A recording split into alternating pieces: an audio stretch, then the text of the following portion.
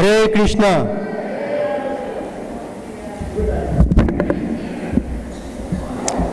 But even without the mic, they said you hear well.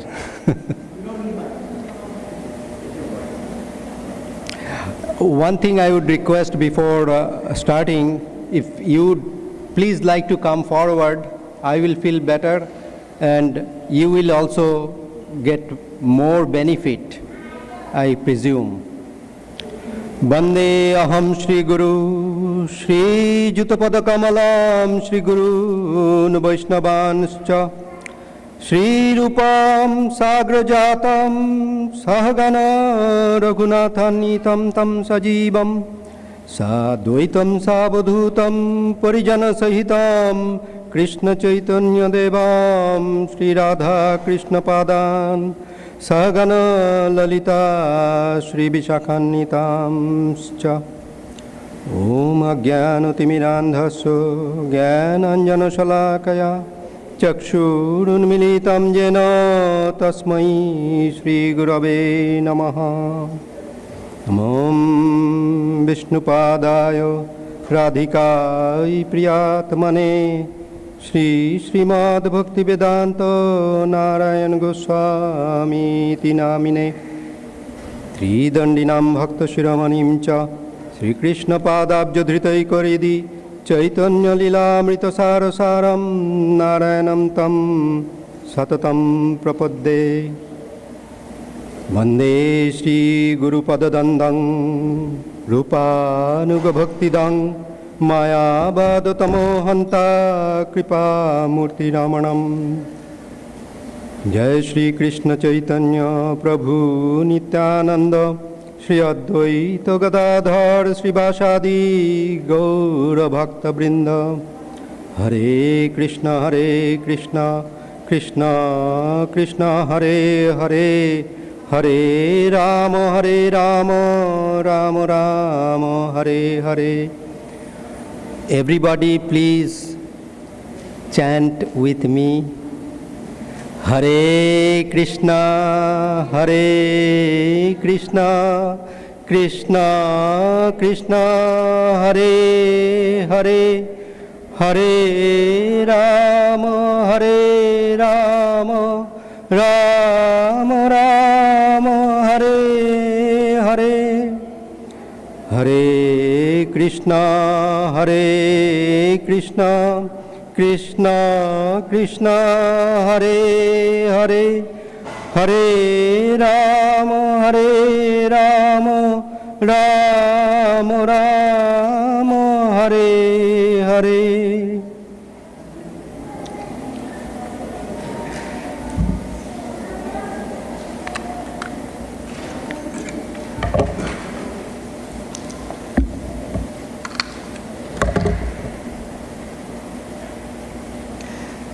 There are some people who are here for the first time. Can you raise hands? Okay, Melissa, what's your name? Ghanesham. Okay, are you familiar with the altar here? You are. In the center chamber, we have Radha Govindoji. On the left side, when you stand facing the deities, to your left, who are the deities? That's most of the time people are not familiar with. That's Chaitanya Mahaprabhu and Nityananda Prabhu, who are just the same as Krishna Balaram in Kali Yuga. Krishna Balaram came in Dwapar, and in Kali Yuga they came as Chaitanya Mahaprabhu and Nityananda Prabhu. And of course on the right side you can see Sitaram, Lakshman, Hanuman, Ram Darbar. So those are the deities of the Treta Yuga. In every yuga there are deities that are worshipable to get over the cycle of birth and death and attain salvation. So in Treta Yuga, those were the deities and their mantra is different. Then in Dwapar, Krishna came And Swayam, this is a special Kali Yuga called Dhanya Kali. Krishna Swayam came, and then in Kali Yuga, Chaitanya Mahaprabhu came, who is non-different from Krishna, but came as Krishna. Today, we will speak about, as Subal Prabhu just mentioned, a little bit about Bhagavatam, because we are continuing with Bhagavatam to maintain the continuity, and then we will talk about special Vijaya Dashami, the significance and glorification of Lord Ram. We will discuss that a little later. First, the first canto, chapter 13. We are discussing Srimad Bhagavatam. Chapter 13 starts with the Vidura, one of the three brothers of Dhritarashtra, Pandu, and Vidur. Three brothers in Kuru dynasty. Vidur is the youngest one, and he went for pilgrimage. And after doing pilgrimage, he came back to Hastinapur, the capital, the then capital of the Bharat, the land that those kings at that time used to rule, and it used to be very vast in its whole entirety.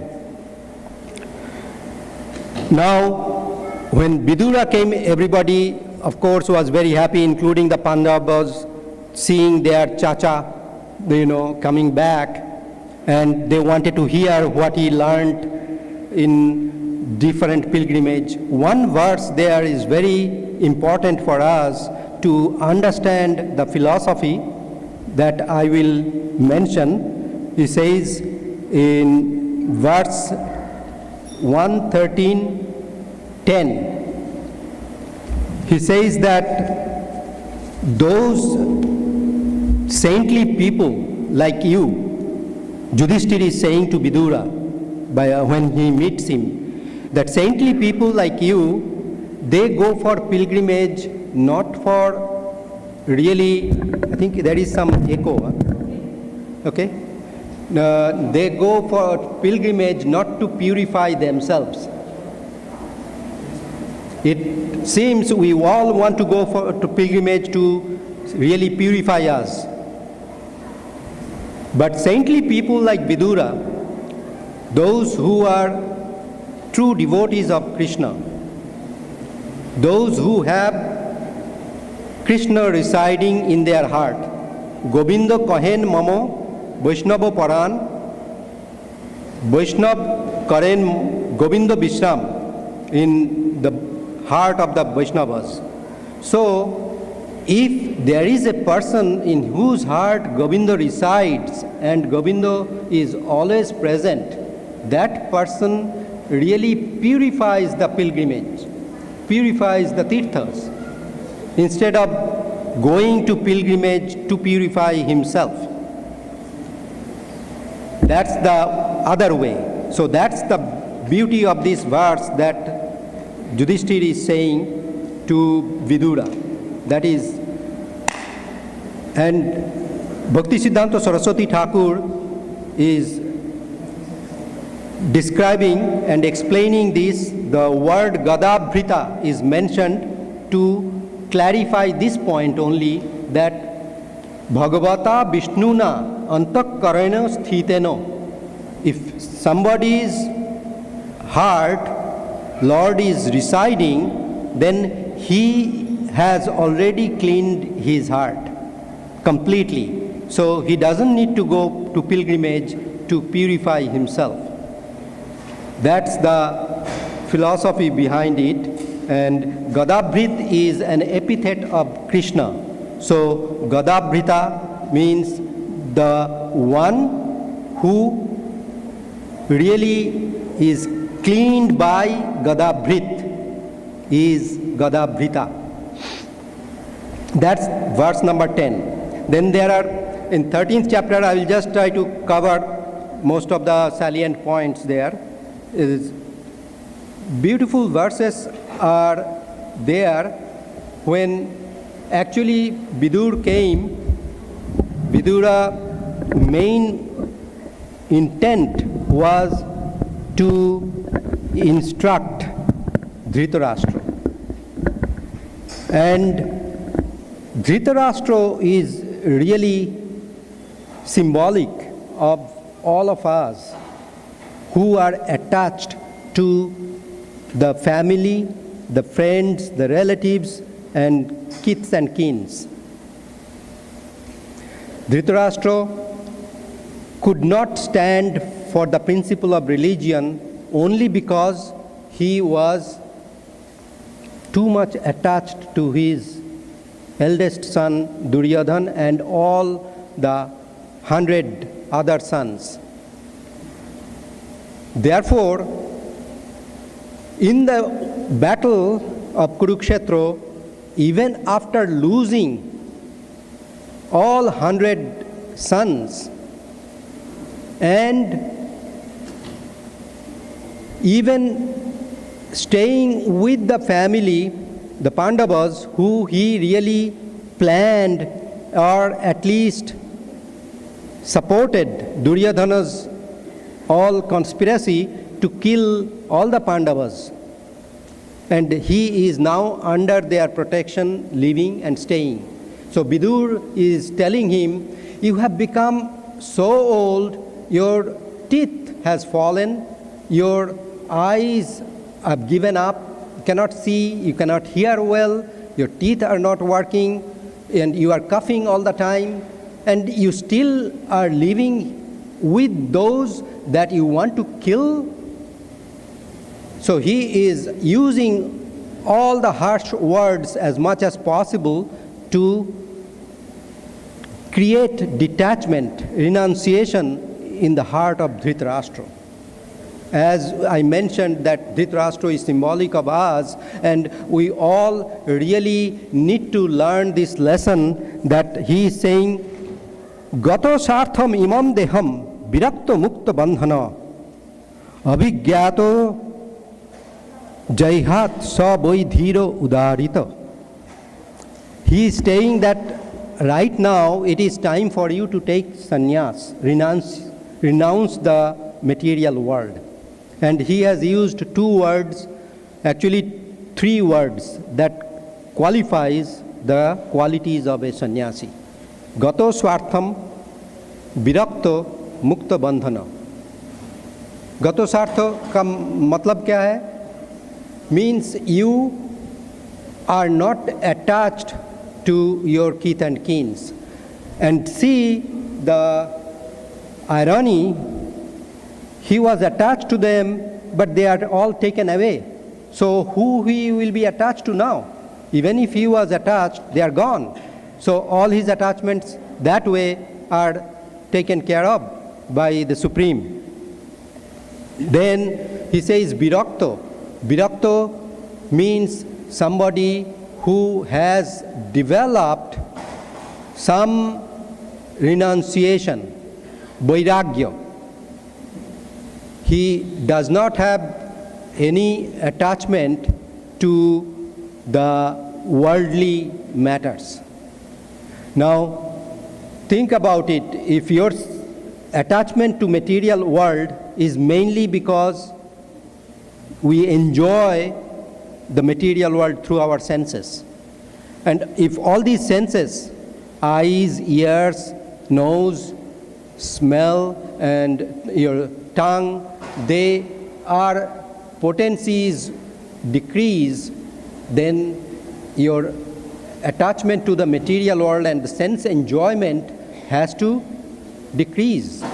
So he has become, or rather forced to become virakta. And mukta bandhana means he does not have any pride left.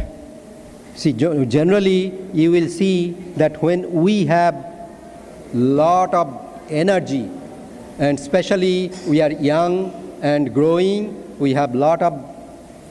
Excuse me, everyone. Please remain quiet during the lecture. It's disturbing for the speaker and for those that are hearing also. Please kindly remain quiet. You're welcome to have a conversation, but please step outside if you're doing that. Thank you. Thank you, Sachin Prabhu.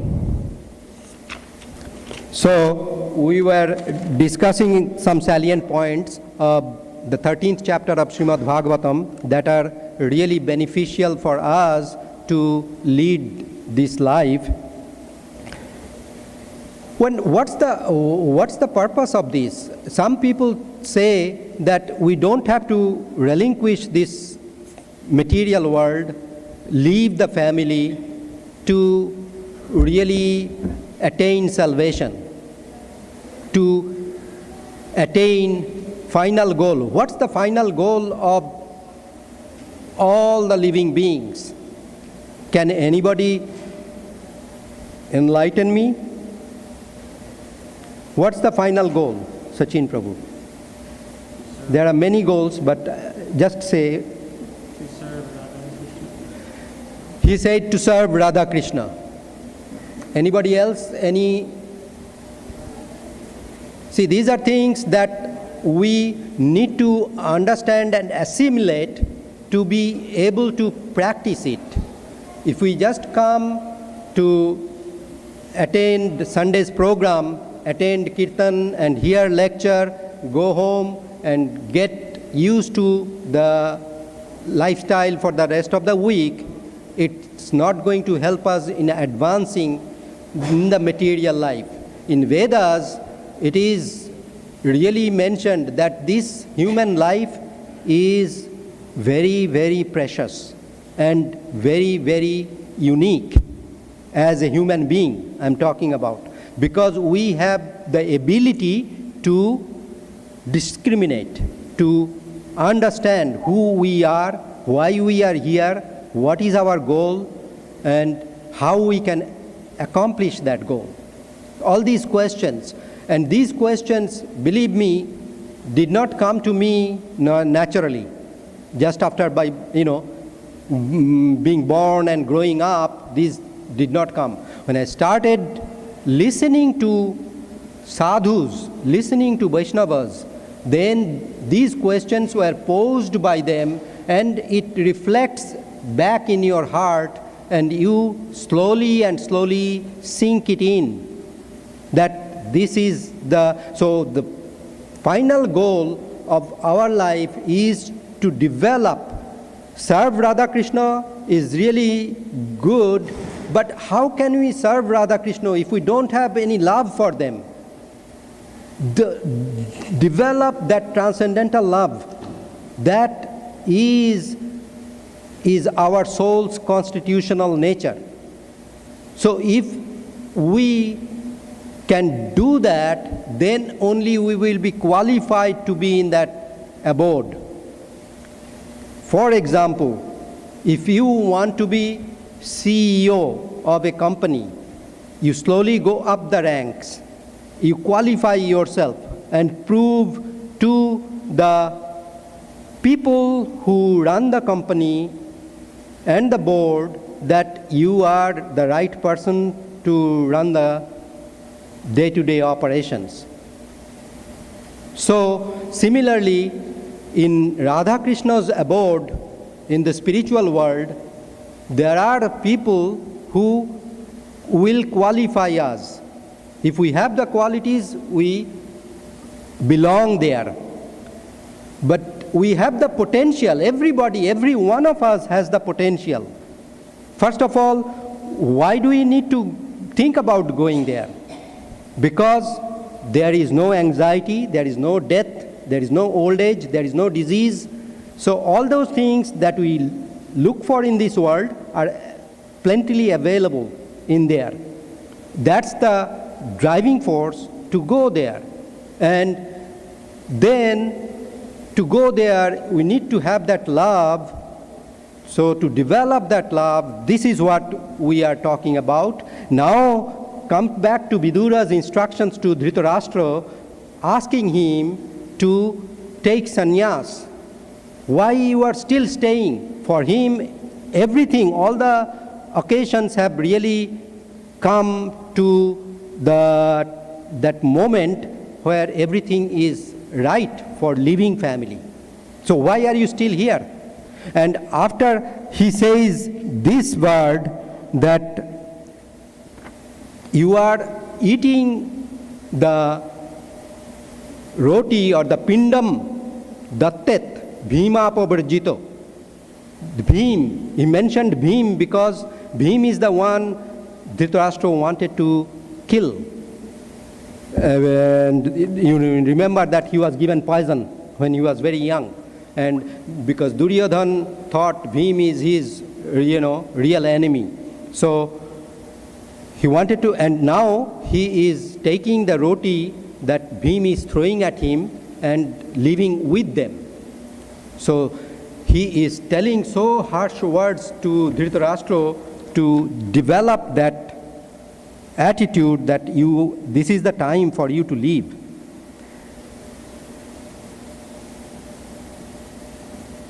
And there are two types of sannyas that are mentioned here. One is Dhira sannyas and there is Narottam sannyas. Dhira sannyas is the category of Dhritarashtra who really have to be told. Somebody has to tell you that for you, this is the time to leave. You should do this now. And for people who are Narottam, means the first class human being taking sannyas, they are Atmavan. For them, this mood, this sentiment comes naturally. So with that, I want to just go to the Vijaya Dashami because we will run out of time. I want to cover some things in Lord Ram's life.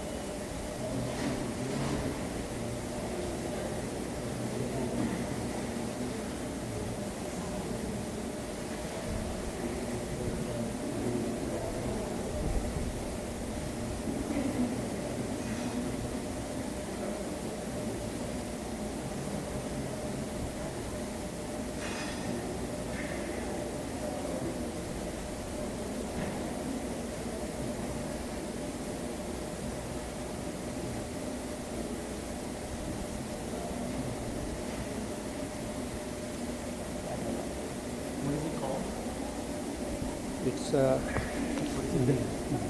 victory on the 10th day, October 5th, 2014.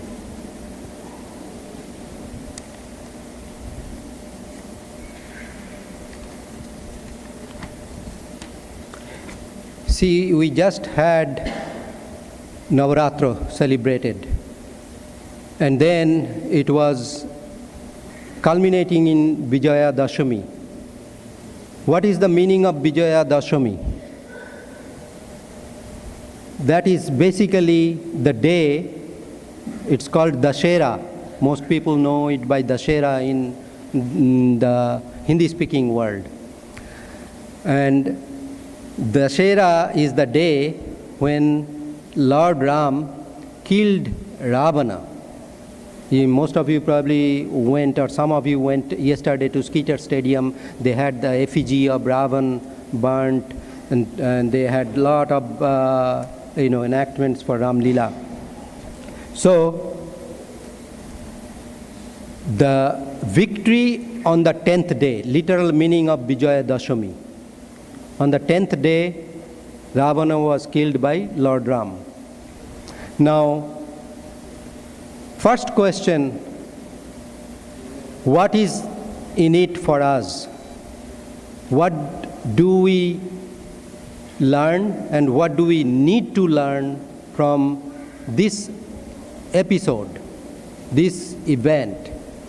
Lord Ram is a supreme being, transcendental, and he is one of the incarnations who is not different from Lord Krishna. It is said, though Krishna is the origin of all incarnations, Ramadi Murtishu Kala Niyamena Tishthan, Nana Avataram Akarad Bhuvaneshu Kintu.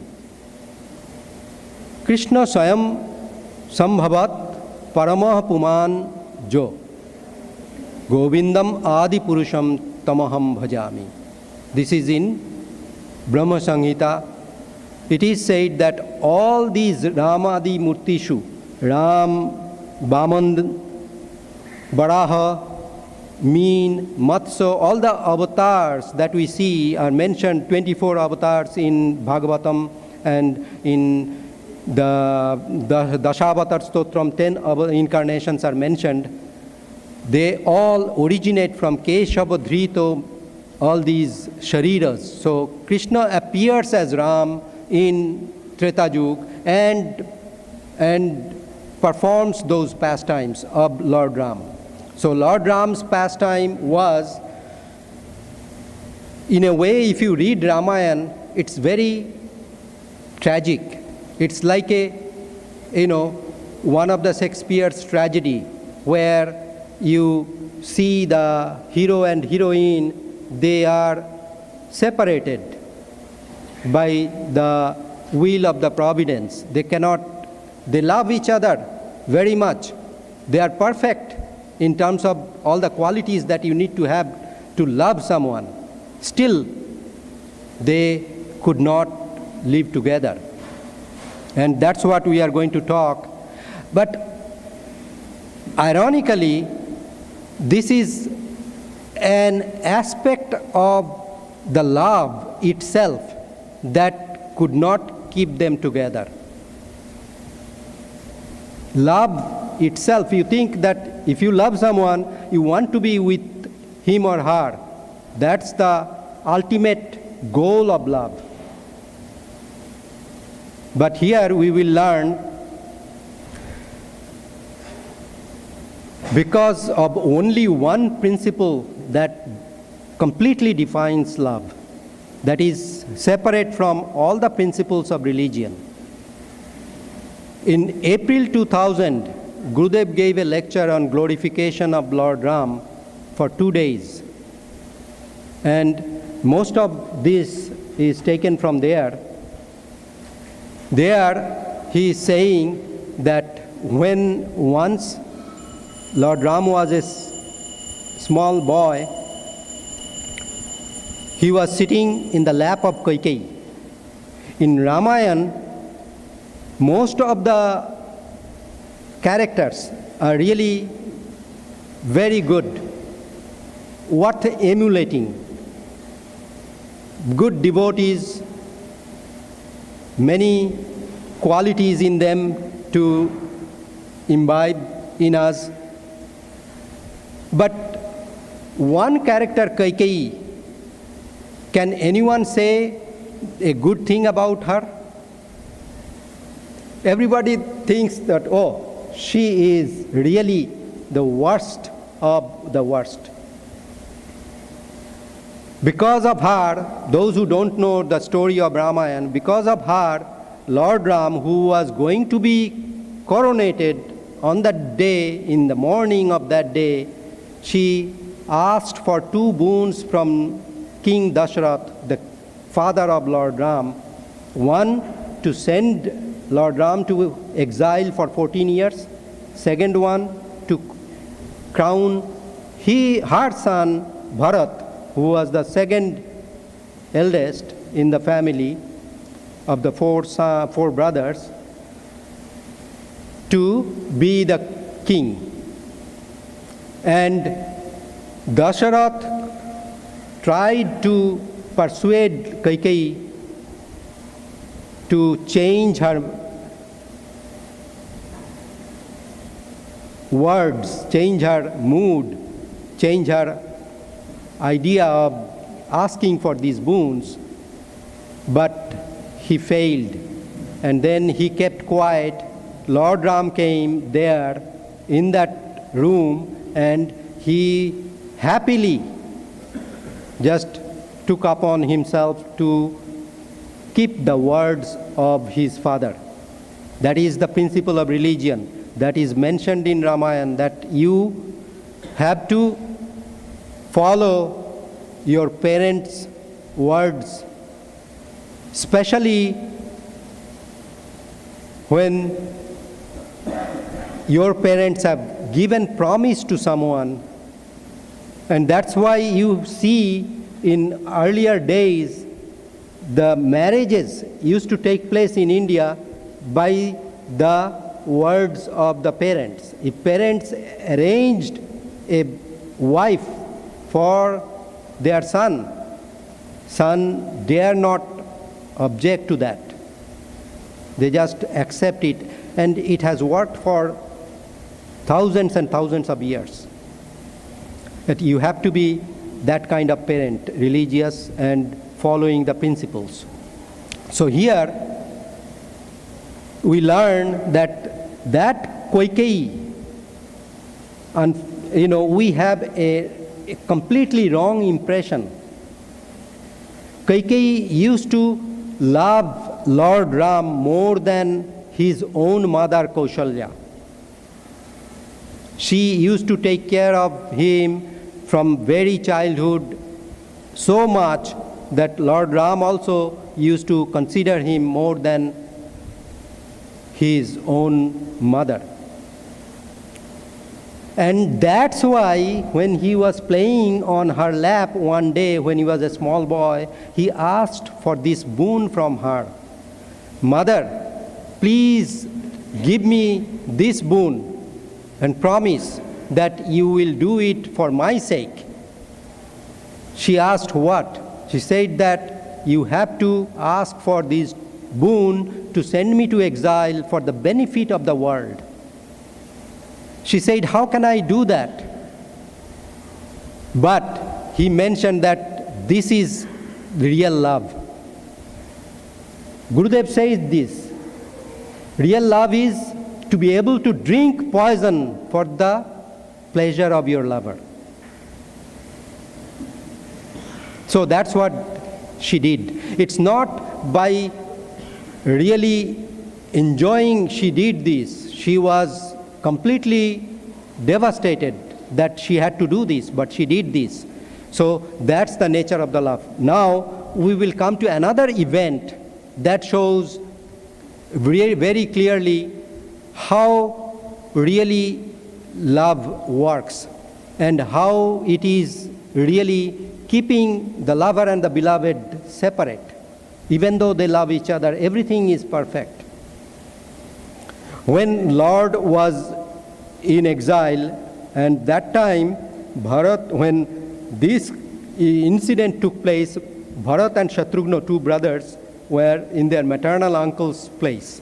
As you know the story of Ramayana, I don't have time to go into details, but they came back and they saw Ayodhya, the capital of the kingdom where Lord Ram was living, was like a lady who has very recently lost her husband.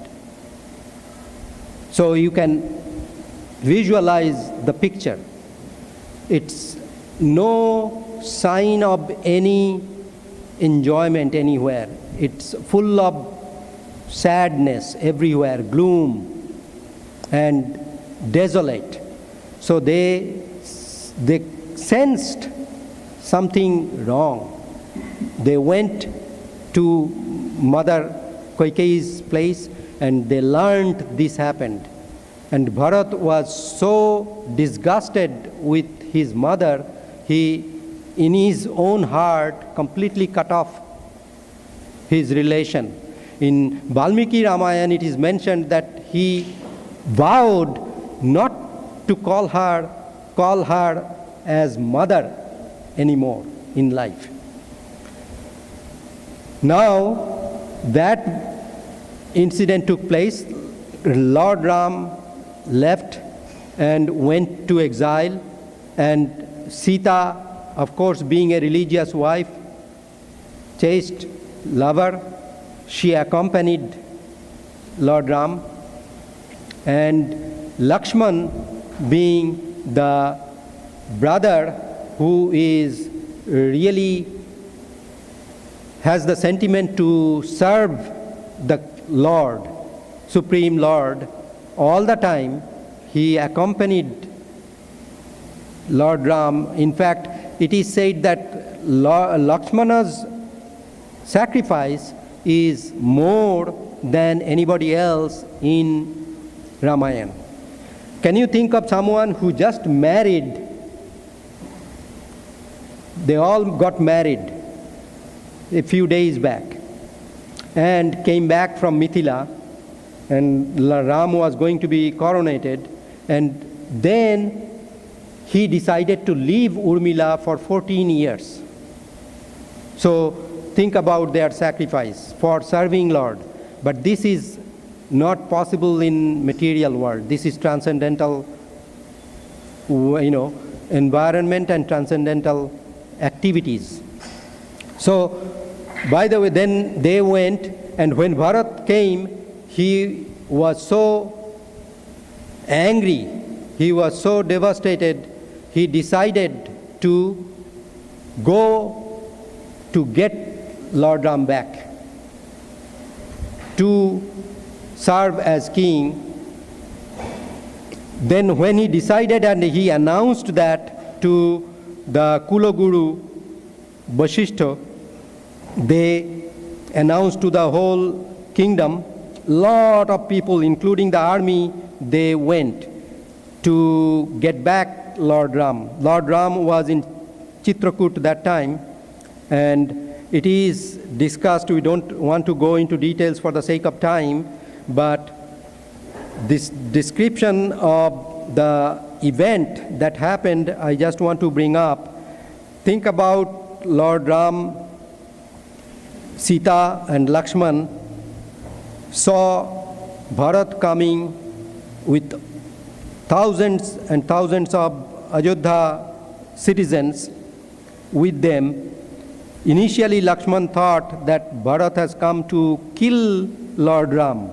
So Lord Ram pacified him, and then they greeted each other. Bharat, prostrated before him, and again this thing came up that he has come up. Now it is clear that he has come to get Lord Ram back to Ayodhya to take his, because as the eldest brother is the real successor to the throne of the father in a family. That's the rule of the scriptures. So you would think that there should not be any problem now. Lord Ram came to know that Dasharath is no more. Since he left, Dasharath left his body. And by the way, Kaikeyi was also there. Bharat did not want to bring Kaikeyi, but Kaushalya and others, they said that let her come. And Kaikeyi at that time was ready to retract her words, the boons that she got. She said that I take it back. So there was a big assembly meetings. Bharat took the counsel of Vasishtha, Kaushalya, Sunayana, the Janak, Lord Janak, the father-in-law of Lord Ram, and his wife is Sunayana Devi. So all those people were consulted, and he wanted to find out what is the best way. He thought that because these people are elders, if they tell Lord Ram, he will listen to them. So he asked Vasishtha ji. Vasishtha ji said that since Lord Ram is Maryada Purushottam, means he adheres to the laws of principles of religion, and this is a principle that he is following the word of his father, and his father is no more, so how can I tell him to disobey his father's words? I cannot do that. Same thing Kaushalya said. But Vasishtha ji said one special thing. He said that if you instead want to desire to go to forest, then maybe I can tell him to come and rule the Ayodhya. However, Lord Ram, being the Maryada Purushottam, means he is like a mountain. He does not move an inch this way or that way. He stays strict to following the rules of the scriptures, the rules that guide him, adhering to dharma. Now, finally, the day Lord Janak had an assembly, and they sat, the ladies on one side and the gents on the other side, and Lord Janak told Lord Ram that whatever I decide, you have to agree. Lord Ram accepted that. And then the meeting started. Janak started the proposal, saying that I heard from Bharat, because of his deep love for Lord Ram, he has come on behalf of all the citizens of Ayodhya to take back Lord Ram, to rule his kingdom, and he is the right successor. So his love actually is like a vast ocean that can submerge the mountain of Ram's adherence to strict principle. And he said that with that love, Bharat has won. So Ram has to accept his proposal. So everybody was so excited, ecstatic, saying that, oh, this is very good. We all really finally accomplished what we came here for, to take back Lord Ram. But Lord Janak was still very grave. He was not smiling, because everybody wanted Lord Ram. Everybody loves him because he is the perfect human being. He is the ideal king, ideal father, ideal brother, and all those things. It takes a little bit of analysis to be able to, ascertain that and understand. So everybody was ecstatic, and then Janak continues, saying that, but there is one principle of love that does not follow any rules. Love is something, just like when you serve, that's what we are talking about. You want to serve Lord Krishna and Radha, who is his most beloved, dearmost beloved. If you want to serve them, then first thing you have to give up what really pleases us. We have to give that up. We have to think what pleases them. That is the principle of love. So Janak Maharaj continued saying that in this altercation, that you come and he is trying to follow the principles of dharma, you have to think of this. What Lord Ram wants if you are come here to really bring back Lord Ram, thinking that what my citizens will think of me, because you don't know the mind of every citizens, right? They might think that Bharat really wanted to be the king. That's why he just went there, made a show of all these things, could not bring back, and he became king and started ruling for 14 years. 14 years, things can change, so he will start ruling all, throughout his life. People are like that. So if you have come here for that, so that people don't really point fingers at you, and to prove yourself that you love Lord Ram, to show to the world, then you are wrong. Did you ever think what really pleases Lord Ram? So Bharat really was taken aback. He never thought that in real love, this is the highest principle that guides whom you love. We all really think that we love someone here, someone there in this world, and even if we know this is completely imperfect, we hanker for it. That's why we are here, and that's why we can continue. But that love really never touches to that height where we think of what pleases the beloved. So then Bharat goes and asks Lord Ram. Lord Ram says that I accept your proposal to rule the kingdom, be the king, but I will now, because I am the king, you listen to what I say. So you go back, taking my sandals, and rule the kingdom for 14 years with all my blessings. At the end of 14 years, when I fulfill my father's vow, I will be back, I promise. And Bharat said that if you delay even a minute, you will not find me alive. So that is how Bharat learned what love is. Similarly, you see, I would like to bring up, in Ramayana I mentioned that it is an epic poem of tragedy. After Ravan was killed, Ram brings back the whole,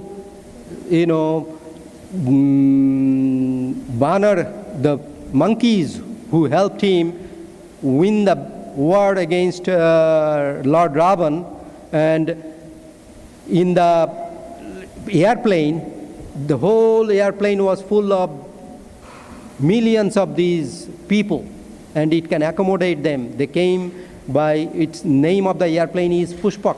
They came to Ayodhya, and he was coronated, and everything was very happy. That is the time it is called Ram Rajya.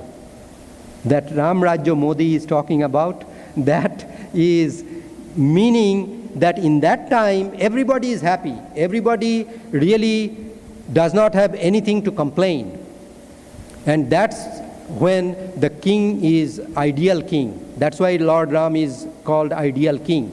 But one day, what happened is one washerman notices his wife coming late in the night back home. And he is shouting at her, saying that I am not Lord Ram to allow you to come late night. Forget about leaving Sita Devi for 1 year in Lord Ravana's palace in Panchavati. She was there for 1 year, and he still accepted her as his wife. But I am not like Lord Ram. So when through word of mouth Lord Ram heard that, he thought that this is not right. I have to make some decision. It may be very painful for me, but I have to prove to my subjects that I really care about them. So he told Lakshman to go and take Sita on the other side of the Gomati river to put her to exile. And Lakshman was devastated to hear that he was chosen to do this. He said, "Why me?" But this is the nature of love. When you have to get something done, even if it is very harsh and difficult, you choose a person who is most loyal to you, who loves you the most. So that's how Lakshman was chosen. And Lakshman goes and tells Sita that you are forsaken by your husband, Lord Ram, because of such and such. Sita fainted. And then when she regains her consciousness, she says that I pay my obeisances to all the Ajodhavasis, to all your brothers, to my husband. Please go and tell her.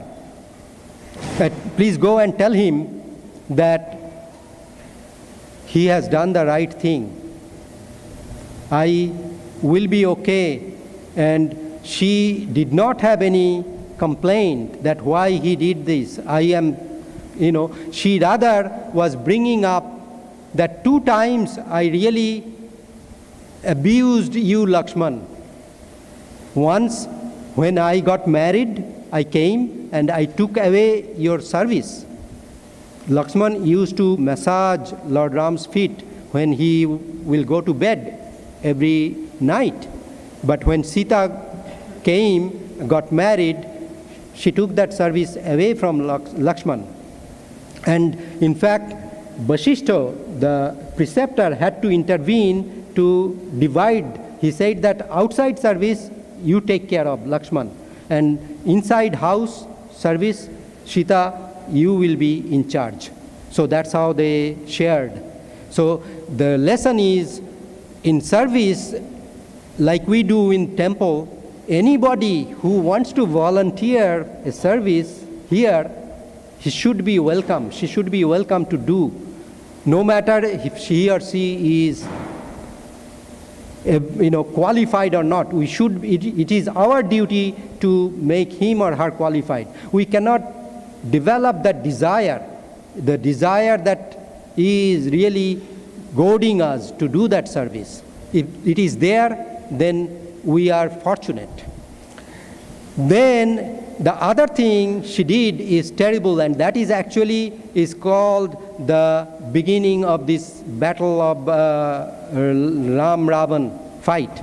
It is said that Mahabharata's fight was because of Draupadi's tongue, and the Ramayan's fight is because of Sita's tongue. Sita was hearing the golden deer crying in the name of, in the voice of Ram, Ha Lakshman, please come and save me. And then she tells Lakshman, please go and save your brother.